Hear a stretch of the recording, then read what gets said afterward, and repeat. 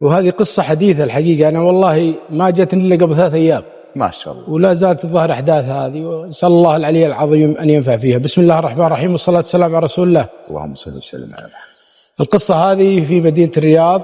هذا رجل متزوج وعنده 3 بنات ولدين، العيال الصغار والبنات الكبار. جاء رجل خطب بنته الكبيرة، والرجل فيه حكمة، أنا جايز لي إدارته لبيته. فتقدم الرجل له وراح وسأل عنه ولقاه مناسب لبنته ما شاء الله، وبلغ زوجته وبنته أن الرجل مناسب، قالوا خلاص. جت الأم وجت خوات المعرس وشافوا البنت وشاف الرجال واتفقوا. الأبو قال زوجته وقال بنته لا نشيع الخبر حتى يتم عمل التقرير الطبي للزوج والزوجة. يا سلام، على أساس أنه ربما ما يصير فيه توافق، وربما أن يصير فلا يدرون لا خواتي ولا خالات ولا عمات ولا شيء. تعرفون هذه الأمور إلى الآن ما حسمت، فربما ما يصير فيه توافق في عقد أو في التقرير الطبي، وبعدين نرجع نقول خطبة انفصلت ولا من هالكلام. وهذه من الأشياء اللي مهمة جدا. مهم من يوم يطق الباب عليك واحد تقول ترى البنت خطبت، صح، تركد وادري واسأل، يمكن في أمور تنكشف لك بعدين ما تدري عنها. نعم صحيح. فالحقيقة صار الموضوع فيه نوع من الصمت، إلى أن راحت البنت مع والدتها المركز الصحي وقدمت على أساس أنها تأخذ الكشف. ما علموا أحد. الحين لهم 20 يوم في عملية السؤال، وفي عملية الناس تزورهم يزورونهم. في جارة لهم صديقة الأم العروس دائم تروح عليها وتجي، كانت في المركز الصحي في نفس الوقت اللي البنت وامها رايحين ياخذون الكشف، يسوون الكشف. فيقولون تقول الأم أم البنت تقول نحنا وإحنا جالسين شفناها بس ما بغينا أنها تدري، يعني إحنا ما بلغنا ولا أعلنا الخبر. نعم. فذيك شافتهم وهم لابسات عبايات وغطوه، ما عرفتهم إلين جاء الاسم فلانة بنت فلان فلاني غرفة رقم 7. هذه غرفة 7 متعارف عليها كشف الزواج أو عينات الزواج. عرفتهم وسكتت، القطة تلحب على ما قال. إيه. ودخلت الأم ودخلت مع بنتها وخذوا منها التحليل وعطوهم موعد مثل ما تقول. رجعوا وفعلا صار في توافق وأعلنوا الخبر. نعم. البنت تبي تفرح مثل كل البنات، وقالت لأبوها يا أبوي هالمهر اللي جاني أنا مخصص جزء منه أبي أخذ صالة. فيقول يا بنتي الصالة اللي أنت بتاخذينها كراسيها محدودة، وإن عزمتي ناس بيزعل ناس. صح. فأنا ترى وقت الزواجات دائما وأنا أنصح إخواني يصير فيه مشاكل، فخل يعني نظركم بعيد، حاولوا أنها تكون تعزمون كل الناس ولا لا تعزمون أحد. مو بتجي تعزم بنات الخالة وذا تعزمون بنات العمة ولا بنات العمة، تراها بالكروت. هي كل كرت طال عمرك يكلف 200-300 ريال. قالت يا أبوي هذه فرحتي وأنا بخلي العدد محدود. الشاهد الأبو بعد ضغط شديد من الأم والبنت تم وافق على هالأمر. خذوا لهم صالة فخمة لكن ما تشيل إلا مثل ما تقول 90 أو 80، وكانت البطاقات محدودة من عرض من اللي معزموا جارتهم وبنتها. معزموهم الله، لأنها ما هي بالأولويات، عندها عماتها وعندها خالاتها وعطوا أهل المعرس أيضا. فهذه الجارة حقدت، صار في عندها نوع من إيش، ليش جارتي وأنا ما أدري إيش. شرحت على الأم قالت يا بنت الحلال أبشري إن شاء الله نسوي حفلة ثانية ونعزم جيراننا. وبالفعل ترى مسووا حفلة، تم الزواج وراح كلهم في حاله. شوف بعد 2 جات البنت الثانية وخطبت. نعم. وجاء الرجال ولي أبوه حضروا وقابلوا الرجال، قالوا حنا مذكورين انتم بالخير نبي فلان. قال الله يحييكم، نسأل عنكم. سأل عنهم لقاهم طيبين. هذه البنت الثانية. نعم. جت أم المعرس وأختها أو مدري بنتها بيزورون العروس. البيوت دبلكس متشابهة، من طقوا الباب طقوا على الجارة الله اللي ما حضرت أرسلوا إيه. ودخلوا عندها وسلموا عليها، ولا ما والله ما في حلا ولا في كيك، ما هي مستعدة. قالوا هذا بيت الفلان، قالت لا بيت الفلان جيراننا مو بعندنا. يقولوا في أمان الله. تقول هذه طلت وتبعتهم لهم شافتهم خلط، عرفت إن في شيء يعني في خطبة، ولا ذيلا مستعدين. هذه ما علمت إنها دخلت. هذه زاد سبحان الله حقتها، عندها بنت مطلقة ادخلت المرأة واخطبت البنت، وصار الحمد لله سؤال وتم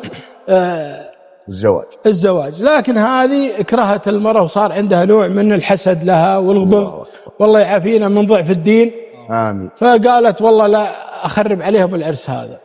واستعانت لها الله يعافينا وإياكم. أنا ليش أجيب القصة؟ حنا الآن في موسم أفراح، موسم زواجات، والإنسان ينتبه لبيته وينتبه لأسرته ويحصنها. فسبحان الله سوت عمل للأم وللبنت، وأعطت الخدامة 200 ريال وقالت قط العمل هذا في أحد الغرف. خذت الخدامة العمل، انتكس البيت فوق حدث بين البنت وبين الأم. صارت الأم تكره البنت العروس الثانية، لا تكره البنت الأولى. والله. صارت مع توني إذا جت بنتها الأولى طردتها من البيت. صارت مشاكل بين الأم وبين البنت. الأبو مستغرب يعني ما عمره صار الأمور انتكس خلال شهرين بعد العرس هذا. المهم الأبو كان راجح وعاقل وفاهم ومدارين على بيته. جاب شيخ يقرأ البيت، قال الشيخ انطيته شوري البيت عندكم في بلا، ما في أم تكره بنتها بكذا، هذا يا عمل يا نفس. وش رايك؟ قال رايي انكم تطلعوا من هالبيت الين الله يسرها. طبعا باقي على الزواج مثل ما تقول محددين بعد 6 شهور. كامل ابوه خذ له شقه مفروشه واستاجرها وطلع وجاب حاويه وحطها عند الباب سنه يرمم البيت. وقعد في شقته الجديده هذه. صارت الام ما تبي البنت تزورها لا في الشقه ولا تكره بنتها الاولى ولا تبي تعلمها، وصار كره شديد. يقول له ابو والله اني اطلع اقابل بنتي في مطعم المتزوجه ولا ندري وش السبب. يقول بعد فترة يعني تم الزواج وبنتي ذيك ما حضرته، رحت أنا ولاطفت زوجها وخذها سافر ما خارج المملكة. والحين أنا في دائرة من شيء غريب انتكس بيتي وضاق صدري ولا أدري وش السالفة. يقول المهم عرفت إن في مشكلة عندي في البيت، لأن أنا يوم انتقلت للشقة حسيت بهدوء عندي أكثر من هدوء في البيت. جبت شيخ وقرأ في البيت لكن لا زالت الأمور ما هي باللي أنا خابر. يقول يوم أخذت لي أخت عندها خدامة دائم تسير علينا، خدامتنا سافرت وعلمت الخدامة ذي قالت ترى فلانة معطتني كيس أحطه لهم في الدولاب وإذا سافرت قولي لهم أخاف أعلمهم هم يسجنوني لشيء. الله. يقولوا تعلم زوجتي تعلمني، قالت رح للبيت وشوف الدولاب حق المطبخ شوف. يقول يوم جيت الله يعافينا وياكم والقى الكيس فيه عمل. يقولوا نادي الشيخ ويقولوا مفك العمل. يقول والله يا أخ عبد الله إن ما كان شيء صار. سبحان الله. يقولوا لا البنت سبحان الله، يقول أدق على بنتي تبكي وأدق على أمها تبكي في نفس اللحظة بعد ما فكينا العمل، كل واحدة مشتاقة للثانية. يقول وأنا أجيب بنتي ولا والله الأم ما فيها شر على بنتها. يقولوا ترجع الأمور كما كانت أكثر.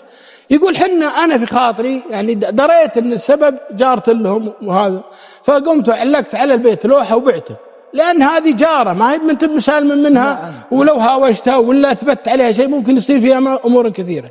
يقول انتقلت في حي آخر والحمد لله استقرت حياتي أموري تمام.